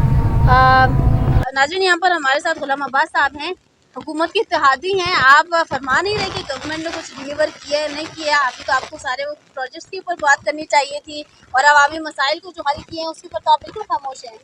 बात यह है ना कि काम खुद बोलता है। पहली बात तो ये है कि जब माजी की जो पीपल्स पार्टी की हुकूमत थी या नून की हुकूमत थी, पूरे 5 साल इन्होंने हुकूमत की है, वो लोगों के सामने है। जैसा कि अभी आपने भी कहा कि अगर लोग इनसे मुतमईन होते तो ये हार न जाते। इस वक्त जो है ना, यानी एक हाफिज़ हफीज़ुर रहमान साहब खुद इन्होंने अपनी सीट लूज़ की, मेहदी शाह साहब ने अपनी सीट लूज़ की। सीट क्या किया? सीट लूज़ की, ठीक है। तो कहने का मकसद ये है कि ये यानी जब कोई पार्टी जो है ना कोई स्पेस छोड़ती है, तो जब खला पैदा हो जाता है तो फिर ज़ाहिर है किसी न किसी पार्टी ने उसको पुर करना होता है, ठीक है। तो लिहाजा अगर पाकिस्तान तहरीक इंसाफ का या मजलिस इत्तेहादुल मुस्लिमीन का अगर इंतखाब अगर किया है तो वो इनकी नाक़िस कारकर्दगी का जो खला पैदा हो गया था उस खला को पुर करने के लिए आवाम के पास इसके अलावा चॉइस नहीं था, एक बात। दूसरी बात यह है कि जो कुछ आवाम दुश्मन पॉलिसियाँ जो है ना वो पीपल्स पार्टी के दौर में भी और नून के दौर में भी वो सामने आई, जैसा कि गंदम सब्सिडी की तहरीक जो कि पीपल्स पार्टी वाले खुद इसके बड़े दावेदार हैं कि ज़ुल्फ़िकार भुट्टो ने दिया, लेकिन उसको ख़त्म करके जो है ना एक बहुत बड़ी जो है ना यहाँ पर उसके ख़िलाफ़ हमने एक तहरीक चलाई जिसको आगा सैयद अली रिज़वी साहब जो है ना लीड कर रहे थे और अल्हम्दुलिल्लाह वो तहरीक कामयाब हो गई और मुस्लिम लीग नून के ज़माने में टैक्स इम्पोज़ किए गए। तो लिहाजा उस पर भी जो है ना एक बहुत बड़ी तहरीक चली और उसके अंदर हमारा एक हरावल दस्ते का किरदार था और आगा अली रिज़वी साहब भी इस तहरीक को लीड कर रहे थे और बहुत बड़े काफ़िलों को लेके नंबोदास तक पहुँचे थे और हमारी औरंगज़ेब साहब के साथ भी इस हवाले से यानी गुफ्त शीनिद होती रही। बिल आखिर बहरहाल ये इनका भी बड़ापन है कि इन्होंने जो है इस मसले को एड्रेस किया और बहुत अच्छे तरीके से मामला हल हो गया। अब आते हैं कारकर्दगी की तरफ। बात ये होती है कि सबसे पहले आइडेंटिफिकेशन होनी चाहिए कि असल में आवाम के असल मसले क्या हैं और मसला ख़राब कहाँ से है। पहली बात तो यह है कि इस हुकूमत ने ये हमने आइडेंटिफाई करने की कोशिश की कि ये मामलात क्या हैं। तो सबसे पहला जो मामला था वो ये था कि यानी गवर्नेंस का जो मसला है। हुकूमत में आने से पहले आप लोगों को आइडिया नहीं था कि मसला क्या है? देखिए ना, बात ये होती है कि हुकूमत में आने से पहले किसी को आइडिया नहीं होता। इसलिए आइडिया नहीं होता कि जब एक बंदा किसी सीट के ऊपर बैठता है तो फिर वहाँ के चैलेंजेस का उसको सामना करना पड़ता है। बंदा आवाम में बैठ के बात कुछ भी कर ले। ये मानते हैं कि आप लोगों का फर्स्ट एक्सपीरियंस है, चाहे वर्स्ट जाए चाहे बेस्ट जाए? देखें, अगर मैं अपनी जमात के इनवान से अगर मैं कहूँ तो ज़ाहिर है हम तो 2009 के अंदर हमारी यहाँ गिलगित बल्तिस्तान के अंदर एंट्री हुई है। उसके बाद हमने 2015 के अंदर जो है ना हमने इलेक्शन लड़ा है और उसमें जो हम एक पार्लियामानी जमात बनकर हम सामने आ गए और फिर 2020 के इलेक्शन में हमने जो है ना वो हम एक हुकूमत के अंदर हम शामिल हो गए। तो लिहाजा तंजीमी लिहाज से तो हमारा जो है ना ये जो है ना हम कोई जवाल का शिकार नहीं, हम तरक्की की तरफ जा रहे हैं। और दूसरी बात है कि डिलीवर जो अगर हम असम्बली के अंदर जो चीज़ करना चाहें, जो अहम चीज़ें थी वो ये था कि उसमें से पहली बात तो ये थी कि लैंड यानी अभी भी बात हो गई कि किस तरीके से जो है ना गिलगित बल्तिस्तान को अपने पैरों पर खड़ा किया जाए। तो उसके लिए एक कोशिश मुस्लिम लीग नून के दौर में थोड़ी सी हुई थी, लेकिन उसको पाया तकमील तक पहुँचाने के लिए जो है revenue authority bill 2022 revenue authority, उसमें जो है ना हमने सिर्फ ये कहा था कि यानी ये जो रेवेन्यू अथॉरिटी है उस पर कुछ शदीद तहफ़्फ़ुज़ात का इज़हार किया गया। बल्तिस्तान में अंजुमन ताजरान की तरफ से जो है ना वो कुछ मुज़ाहरे वगैरह हुए, तो उसके अंदर जो रिजर्वेशंस थी उनको एड्रेस करने के लिए हमने भरपूर कोशिश की और हम आज भी इस बात के ऊपर कमिटेड हैं कि जब तक गिलगित बल्तिस्तान अपने पैरों के ऊपर खड़ा नहीं होगा, हम जो है ना वफाकी MWM के जो नुमाइंदे इस वक्त असेंबली में मौजूद हैं, साइन बिल के ऊपर कहते हैं पहले हमने साइन किया, बाद में कहते हैं भाई वो इंग्लिश में लिखा हुआ था, समाजत हमें पता नहीं चला कहाँ शराब कहाँ अफीम का क्या जिक्र था। ये मुझे बताएंगे क्या किसी पॉलिटिकल पार्टी या पॉलिटिकल शख्सियत का कोई स्टेटमेंट हो सकता है? नहीं, देखिए बात ये है ना, जिसने ये स्टेटमेंट दी है वो खुद इसका जवाबदेह है। अलबत्ता मैं ये कहता हूँ आपके MWM की जमात से ही थे ना जिन्होंने भी जवाब हमारे माशाल्लाह MWM के सारे पढ़े लिखे हैं, सबको इंग्लिश आती है। तो ये स्टेटमेंट किसका था? ये स्टेटमेंट किसका था? आप कहते हैं मैं नाम ले लेती हूँ। देखिए नाम लेने में हर जिसने भी दिया है ना, मैं ये कहना चाह रहा हूँ, नहीं, इससे अंदाजा ये लगाया जाता है। अब अगर हम अपना एनालिसिस दे दें तो क्या आप लोगों को आइडिया ही नहीं है? आप लोगों को इधर उधर हो जाती है ना। रेवेन्यू अथॉरिटी का क़याम ज़रूरी है, इसको होना चाहिए ताकि आइंदा आने वाली जो भी हुकूमत उसके लिए आसानियाँ पैदा हों, एक बात। दूसरी बात यह है कि यहाँ पे ज़मीनों का मसला था, ठीक है, देखा ना, था भी और है भी, ठीक। लैंड रिफॉर्म्स के हवाले से जो है ना ये पहली दफ़ा जो है ना हमारी हुकूमत ने ये इक़दाम उठाया। इसके ऊपर जो है ना कंसेंसस हो रही हैं, स्टेक होल्डर से मशावरतें हो रही हैं और अल्हम्दुलिल्लाह किसी हद तक ये बिल अवामी तवक्कुआत के मुताबिक होने जा रहा है। अवामी एक्शन कमेटी के साथ भी जो है ना इस पर मशावरत होती रही है, स्टेक होल्डर से मशावरत होती रही है, हुकूमती हल्कों से मशावरतें होती रही हैं। तो लिहाजा प्रेजेंटेशंस दी गई हैं, तो लिहाजा इसके अंदर जो कबाहतें हैं उसको कम से कम करने के लिए जो है ना इक़दामात उठाए जा रहे हैं और इंशाअल्लाह ताला इसको जब हम असम्बली के अंदर पेश करेंगे तो ज़ाहिर अवामी नुमाइंदों ने ही इसको पास करना है। तो अगर ये इंशाअल्लाह अपने इस टेन्योर के अंदर अगर हम ये कामयाब हो जाते हैं तो अल्हम्दुलिल्लाह गिलगित बल्तिस्तान के अंदर ज़मीनों का मसला बहुत हद तक ये यानी बल्कि तकरीबन 100% ये मसला हल हो जाएगा। मतलब मसला हल हो जाएगा, ठीक है, इंशाअल्लाह हल हो जाएगा। रह गया जो है ना और प्रोजेक्ट्स के हवाले से जो आपने बात की, ज़ाहिर अगर ये पता होता कि यहाँ पे आप ये कारकर्दगी बयान करनी है तो फिर वो फैक्ट एंड फिगर जो है ना वो पूरी फाइल में लेके आ जाता। लेकिन ये मोटी मोटी चीज़ें वो बता, आपने कहा कि काम बोलता है तो फिर ना काम ही बोलता है कि पता भी होना चाहिए। औरंगजेब साहब तो फिंगर टिप से गिनवा रहे हैं। मैं बता रहा हूँ ना, मैं बता रहा हूँ कि इस वक्त मेडिकल कॉलेज बन रहा है, सारी सिलेक्शन हो गई है, ये एक देरीना मसला था, हमारे दौर में हो रहा है ना। अच्छा, अल्लाह आपका भला करे, शगरथंग का प्रोजेक्ट हो रहा है ना, कहाँ हो रहा है? वो देखें ना, वो पाइपलाइन में है ना, वो एंड हो जाएगा ना, इंशाल्लाह हो जाएगा। अच्छा उसके बाद आप आ जाए शाहरा नगर, ये क्रेडिट किसको जाता है? शाहरा नगर बन रहा है ना। अच्छा, यानी उसके अलावा कोई 15 से 20 के जो है ना छोटे छोटे हॉस्पिटल्स मुख्तलिफ डिस्ट्रिक्ट के अंदर बन रहे हैं। पिछले दिनों नॉर्मल के अंदर इफ्तिताह हो गया। तो ये ऐसा काम होता है, काम होता नजर ऐसे देखें ना, ये जब वो काम हम MWM जो है वो पूरे गिलगित बल्तिस्तान में एक ऐसी जमात अवाम पसंद करती थी कि ये अवामी नुमाइंदे हैं, अवाम के साथ हैं। आगा अली रिजवी साहब किसी तारुफ के मोहताज नहीं है, पॉलिटिकल लीडर, अवामी लीडर उनको कहा जाता है। आपके नुमाइंदे अभी जो है वो असम्बली में पहुंचने के बाद या PGI के साथ इत्तेहादी होने के बाद उनके सही काम में भी हैं, उनके गलत काम में भी हैं, तो ये गलत काम में आप लोग कब से साथ होने लगे? देखें गलत काम में तो हम कभी साथ नहीं रहे हैं। हमने हमेशा कोशिश ये की है कि जो है ना हम इनको सही रास्ता बताएं अगर कोई गलत काम हुआ है तो। मसलन पिछली दफ़ा जो है यानी जब अंजुमन ताजरान की तहरीक वहाँ शुरू हो गई, तो आप ये देखें कि जो है ना, चूँकि हम अगर हुकूमत में है तो हम कोई आवाम से अलग तो है नहीं, ठीक है, आवाम का दर्द हमारे अंदर है तो हम हुकूमत, आवाम के लिए हम हुकूमत के अंदर आ गए हैं। और अगर आवाम के लिए काम नहीं कर सकते तो फिर हमारा वहाँ हुकूमत के अंदर जाने का फ़ायदा नहीं है। तो उस मसले को टैकल भी तो हमने खुद ही किया ना, हम खुद एहतजाज के अंदर भी शामिल थे। क्या आगा रिजवी ने वहाँ जाके खिताबत नहीं किए? क्या मतलब इससे पहले कोई ऐसी मिसाल मिलती है कि जो है ना वो जो हुकूमत के अंदर भी बैठा हो और आगे जो आवाम के साथ तकरीरें भी कर रहा हो? ये रिस्क हमने लिया है, ठीक है। और ये जो है ना, ये अच्छा रिस्क हमने लिया है, इसलिए कि हम ये प्रूव करना चाहते हैं कि हम अवामी मसाइल के लिए हम जो है ना इक़्तिदार से अलग भी हो सकते हैं और जो है ना आवाम के साथ मिल के जो है ना जदोजहद भी कर सकते हैं। लेकिन अभी तो सिर्फ आप लोग जो है ना वो पहरेदारी में मसरूफ़ हैं, खालिद खुर्शीद साहब और इमरान खान। देखें, इमरान खान साहब के साथ पहरेदारी वाली जहाँ तक बात है, हमारा ज़ाहिर है पाकिस्तान तहरीक इंसाफ के साथ एक इत्तेहाद है, और इत्तेहाद किसी ज़ात की बुनियाद पर नहीं, हमारा इमरान खान की ज़ात के साथ नहीं है, उसके उस एजेंडे के साथ है।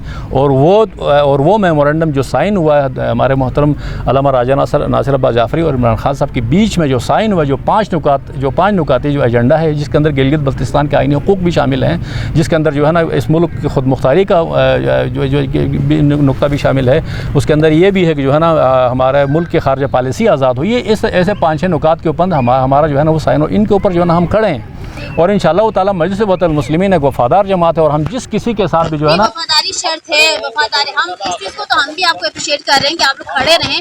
बट ये कहाँ का असूल है कि कौंसिल की सीट आप लोगों के पास है नहीं, तनख्वाहें आप लोगों की कौंसिल मेंबर्स को मिल रही हैं, उनकी ना पावर्स हैं, उनके पास ना ऑफिस भी नहीं है, और फिर आप काम की बात करते हैं। आपके मिनिस्टर्स की मिनिस्ट्री बार बार चेंज होती रहती है, उनकी मिनिस्ट्री पे सवाल नहीं है। नहीं, कौन सी मिनिस्ट्री चेंज हुई है? मिनिस्ट्री को इजाफी दी गई ना, फूड की भी दी गई है। नहीं, फूड हमारे पास नहीं है इस वक्त, ये गलतफहमी दूर हो जाए, क्योंकि ऐसा था कि हमें ऑफ़र की गई थी, लेकिन चूँकि हमारी अपनी कुछ शराइत थी कि हम चाहते थे कि कुछ उन शराइत की बुनियाद पर अगर ये मिनिस्ट्री हमें दी जाती है तो फिर हम इसको 3 महीने में ठीक करके दिखाएंगे, लेकिन वो बहरहाल आप लोगों का था कि ठीक तो नहीं होगा, सच है, उसमें मुश्किलात थी, तो लिहाजा हमने इसको रिफ्यूज़ किया है। ठीक है। नेक्स्ट हम बढ़ते हैं शाकिर साहब। अभी चूँकि हमने काफ़ी हद तक पॉलिटिकली भी और अवामी जो चूँकि मसाइल थे, अब देखिए मसाइल का अगर इदराक हम है तो मसाइल के हल के लिए भी तो कोशिश करनी है ना। अब एज आ पब्लिक की बात करूं तो क्या वो इस वक्त सिंसियर है कि अपने मसाइल के हल के लिए वो निकलें, या पॉलिटिकल जमातों की बात करूं? देखें, अभी हमारा तो कोई वो पॉलिटिकल किसी पार्टी से एफिलिएशन नहीं है, क्योंकि हमारी बिजनेस कम्युनिटी है। डेवलपमेंट के हवाले से अब्बास भाई ने जो बात की, जो फाइनेंशियल ईयर शुरू होता है जून से लेके नेक्स्ट जून तक हमारा फाइनेंशियल ईयर होता है। मैं कंस्ट्रक्टर एसोसिएशन की उससे तनाजुर में बात करूंगा।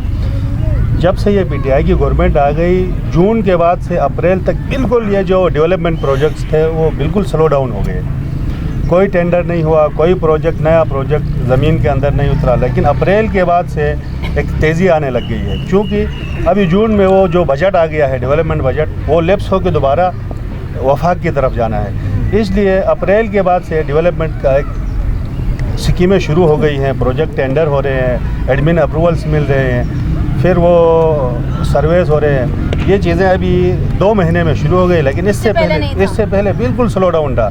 कभी शाज़ और नादिर एक प्रोजेक्ट आता था, तो बिल्कुल स्लो डाउन था। नून लीग के दौर में क्या था? नून लीग के दौर में तो सबसे ज़्यादा, मैंने पहले भी बता दिया है, सबसे ज़्यादा जो डेवलपमेंट हुई है गिलगित बल्तिस्तान के अंदर, ये मुस्लिम लीग नून के दौर में हुई है। पीपल्स पार्टी के दौर में क्या था? पीपल्स पार्टी के दौर में भी इतनी वो ज़्यादा फोकस करते थे पीपल्स पार्टी के ज़माने में। ये जो रोज़गार होता है, जॉब्स, और नौकरियां देने के उस पर ज़्यादा फोकस था। लेकिन मुस्लिम लीग नून के ज़माने में जो डेवलपमेंट गिलगित बल्तिस्तान के अंदर अभी जो इंफ्रास्ट्रक्चर जो नज़र आ रहा है, हॉस्पिटल्स बन गए, रोड्स बन गए, सवाल इसलिए था क्योंकि आप लोग के जो है ना जी हम इससे रिलेवेंट है। आगे जी बताएंगे हमें ज़हीर साहब। हमारे औरंगजेब साहब ने चूँकि एक्शन कमेटी के हवाले से बात की है तो इनके मैंने पॉइंट्स भी नोट किए हैं ताकि हमें बोले ना। अब स्टार्ट कर लेते। उसकी तरफ जाने से पहले मैं हमारे अब्बास साहब क्योंकि इत्तेहादी हैं हुकूमत के, तो इनके एक सवाल का हमने कहा कि खारजा पॉलिसी और पता नहीं पाकिस्तान के आइन और उनकी बात की, तो मैं सिर्फ इतना इनको जवाब देना चाहूँगा कि न बिजली दे सके आधी सदी से वो हाकिम क्या हमें आइन देंगे, तो जिस आइन में हम जा नहीं सकते उसका हिस्सा नहीं, उसकी बात करना मेरे ख्याल से टाइम वेस्ट करने के बराबर है। दूसरी बात, औरंगजेब साहब ने बात शुरू की गंदम से।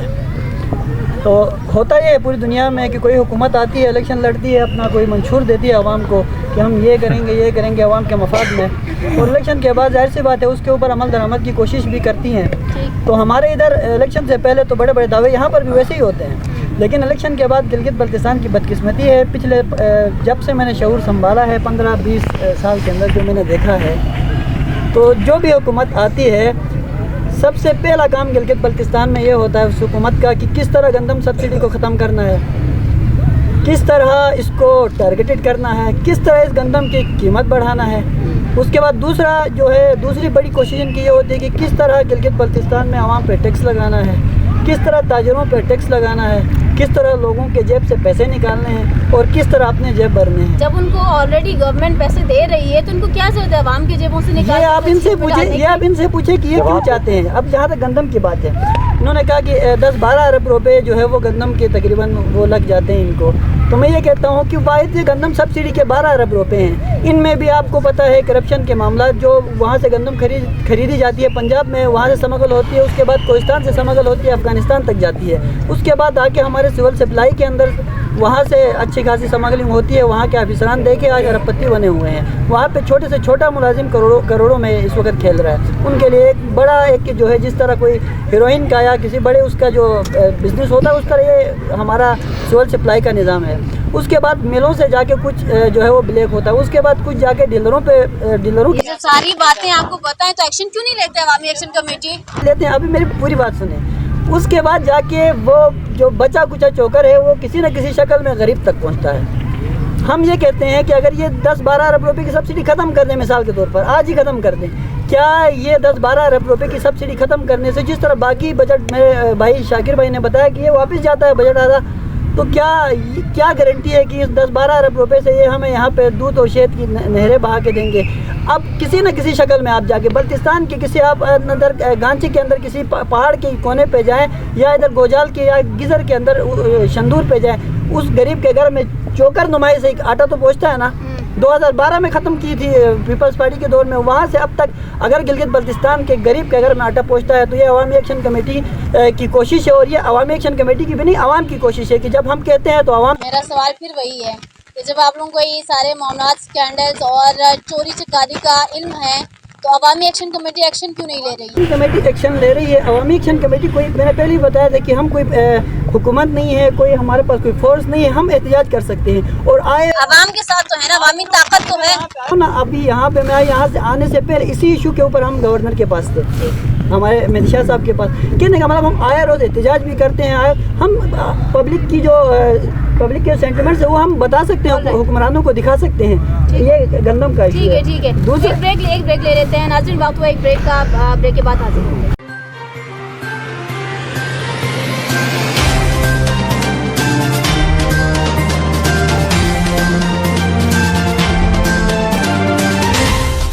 वेलकम बैक नाज़रीन। प्रोग्राम के बिल्कुल जो है ना वक्त भी चूँकि ख़त्म हो चुका है, अब बातें इतनी हैं, टॉपिक्स इतने हैं कि उसके ऊपर तफसीली जो है डिबेट भी हो सकती है। औरंगज़ेब साहब की जानिब बढ़ती हूँ। औरंगज़ेब साहब ये बताइएगा what should be done next? देखिए, हम एज ए जमात पाकिस्तान मुस्लिम लीग नून, मेरे साथ जितने पार्टिसिपेंट्स बैठे हैं, मैं आपको एक चीज़ गारंटी करूँ, हम 5 साल इक़्तिदार में रहेंगे। ये गंदम सब्सिडी का इशू, गिलगित बल्तिस्तान को एम्पावरमेंट का इशू, गिलगित बल्तिस्तान के कॉन्स्टिट्यूशनल राइट्स का इशू, गिलगित बल्तिस्तान के अंदर साफ शफाफ इलेक्शन और गिलगित बल्तिस्तान के अंदर पॉलिटिकल एटमॉस्फेयर ये 4-5 एजेंडास के ऊपर PMLN ये समझती है कि हम जितने भी स्टेक होल्डर्स हैं, हम अवामी एक्शन कमेटी, जितनी भी सियासी जमातें हैं, हम सबको अब एक चीज़ पे बैठना होगा जिसके हम APC करने जा रहे हैं। और ये इंशाल्लाह नॉर्मल APC नहीं होगी, हम इसको 2 से 3 दिन के सेशंस रख रहे हैं ताकि हम ये बता सकें अपनी कौम को कि चाहे इक़्तिदार MWM को अवाम ने मैंडेट दिया है, अगर इस गंदम सब्सिडी के इस इशू के ऊपर इनकी पॉलिसी बेहतर है तो PMLN सिर्फ सियासत ना करे। अगर मेरे मसले हो रहे अवाम तो हम ये समझते हैं कि इन तमाम हम सियासी जमातों को बैठना होगा, आईनी हुकूक के लिए भी, उससे कनेक्टेड अपने जितने फंडामेंटल राइट्स हैं और बुनियादी जो आपके मसाइल हैं। अराजियात का मसला मैं अभी इधर बैठ के इनको बता देता हूँ। जब हमने लैंड रिफॉर्म एक्ट लाया, नहीं मैं उसको कंप्लीट करता हूँ, हमने लाया, शायद इनको मुनासिब नहीं लगा, ये रोड पर आ गए, आज कल ये बिल लाएंगे, हम करें। तो हम चाहते हैं सियासी माहौल बने, डिस्कशंस हो और आपस में बैठ के अवामी मसाइल पर एक कौमी एजेंडे के ऊपर हम सारे मुत्तफिक हों। बाबा जान साहब, आगे क्या होना चाहिए अवामी मसाइल के हल के लिए? पाकिस्तान के अंदर सबसे अहम मसला हमारा माहौलियात का मसला है जो तबाही की तरफ जा रहा है। इसको एड्रेस करने की ज़रूरत है, लोकल गवर्नमेंट्स की तरफ देखने की ज़रूरत है। यहाँ जो सियासी कारकुनों के ख़िलाफ़ ड्रैकोनियन लॉज यहाँ बनाए जा रहे हैं, इस्लामाबाद के हुक्मरानों के इशारों पर, यहाँ कल ही कश्मीर से आए हुए मेहमानों को कोई प्रोटेस्ट कर रहे थे, उनको जेल में डाला पकड़ कर। मैं पूछ रही हूँ अवामी नहीं, जो बाबा जान साहब आप मेरा सवाल ही नहीं समझ रहे हैं। अवामी जो ये मसाइल हैं, ठीक है ना, गरीब अवाम के, इसके मसले के हल के लिए क्या इक़दाम होने चाहिए? इस मसले के हल के लिए हम सड़कों पे हैं, हम एहतजाज कर रहे हैं, हम गाँव दौरे कर रहे हैं, हमारा तंगीर का दौरा है, हम हुक्मरानों के ऊपर प्रेशर बढ़ा रहे हैं, हम हुंजा का दौरा है, पाकिस्तान का दौरा बिल्कुल हम जदोजहद जारी रखा हुआ है हमने। गुलाम अब्बास साहब, अभी हुकूमत को टाइम है, इसके लिए ये ना क्या करेंगे? पहली बात तो ये है कि जो है ना अवामी मसाइल के हल के लिए जो है ना तरजीहात का तयन यकीनन बहुत सारी चीज़ों पे तो हो गई हैं, अभी और भी बहुत सारी चीज़ें हैं, बहुत सारे प्रोजेक्ट्स पाइपलाइन के अंदर भी, इनको मैच्योर करने की ज़रूरत है। ये और बात है कि जो है ना जिनसे आवाम को फ़ायदा होना है वो बड़े बड़े प्रोजेक्ट्स जो है ना वो PSDP के अंदर हैं और वफाक ने उसके ऊपर कट लगा दिया हुआ है। तो लिहाजा उसके साथ साथ फिर दूसरी बात है ना गवर्नेंस को ठीक करने की ज़रूरत है, जो है ना हमारा एक बहुत पहले से ही एक मसला रहा है कि हमारी गवर्नेंस ठीक नहीं हो पा रही है। लिहाजा जो है ना राइट मैन राइट जॉब के उसूल के ऊपर जब तक हम कारबंद नहीं होंगे तो लिहाजा ये आवाम तक जो है ना ये मफादात नहीं पहुंच सकते। ठीक हो गया जी। आगे शाकिर साहब। अवामी मसाइल को हल करने के लिए जो एलीट क्लास है हमारी, जो हुक्मरान तबका है, वो अपने मराहत में कट लगाएं, अपने प्रोटोकॉल को कम करें, क्योंकि मजबूत और मुनज़्ज़म एक पॉलिटिकल कंसेंसस डेवलप करके वफाक के साथ अच्छे मरासिम बना के लोगों के जो मसाइल हैं वो हल किए जा सकते हैं। सही साहब, मेरे नज़दीक जो अवामी मसाइल का हल है, रंजीत साहब ने बताया कि यहाँ पे रेवेन्यू एक्ट की बात की है, तो इस पर मैं 1 मिनट आप मुझे देना ताकि मैं इसकी वो भी कर दूँ। यहाँ पे रेवेन्यू एक्ट के तहत आवाम पे टैक्सेस लगाने की बात हो रही है, तो मैं औरंगजेब साहब को बताना चाहूँ कि अगर इन्होंने टैक्स लगाना है तो हम टैक्स लगवाने के लिए तैयार हैं गिलगित बल्तिस्तान के आवाम। लेकिन सबसे पहले जो गिलगित बल्तिस्तान के अपने वसाइल हैं, हमारा नेटको का अदारा मुनाफाबख्श अदारा था, आज तबाह हो गया। हमारा सुस्त ड्राईपोर्ट आमदनी हमें नहीं मिल रही है, हमारा टूरिज़्म का हमें नहीं मिल रहा, हमारे इधर रेंजर्स इजाफी तौर पर हमारे ऊपर हैं, यहाँ पे PTDC मोटल्स हमारे मुनाफाबख्श थे वो तबाह हैं, वो लोगों को दिए गए हैं। और बाहर से आए हुए सरमायादारों पे NHA NLC FW पे लगाया ना टैक्स, किसने रोका है? लेकिन हम ये नहीं चाहते कि इस वक्त आवाम इस पोजीशन में नहीं है। और मैं गिलगित बल्तिस्तान के आवाम को ये आखिरी पैगाम देना चाहता हूँ कि if you don't fight for your rights then don't try what you lost. Thank you so much all of you for join this jirga program. नाज़रीन, मैं सिर्फ ये बात अपने गिलगित बल्तिस्तान के गयूर अवाम को कहना चाहूँगी, हमारे वो यूथ जो कि फ्यूचर के स्टार्स बनने जा रहे हैं, और पॉलिटिकल जो हमारे सियासी जमातें हैं उनसे गुजारिश करूँगी, देखिए अगर अंधेरा है तो रोशनी भी आएगी, अगर कुछ गलत है तो सही भी होना है। कहते हैं ना कि यजीद हो तो फिर हुसैन भी कोई होगा। So every coin has 2 sides. अगर नेगेटिविटी है तो पॉजिटिविटी भी होगी। Now it's up to us कि अगर हम जस्ट नेगेटिव साइड को पकड़ के बैठ जाएंगे और अपना फ्यूचर ही उसके बारे में ना सोचेंगे, ना उसके ऊपर काम करेंगे, तो यकीनन हमारा रोशन मुस्तकबिल नहीं होगा। बट अगर आप पॉजिटिविटी को थोड़ा सा इंकरेज करें, जैसे कि मैं हमेशा कहती हूँ, everything is possible, nothing is impossible, just the word impossible is impossible, otherwise everything is possible. So just believe in your self, अच्छे काम करें अच्छी नीयत के साथ। इसी के साथ मुझे दीजिए इजाज़त, इंशाल्लाह नेक्स्ट प्रोग्राम में दोबारा हाजिर होंगी। तब तक के लिए अल्लाह हाफ़िज़।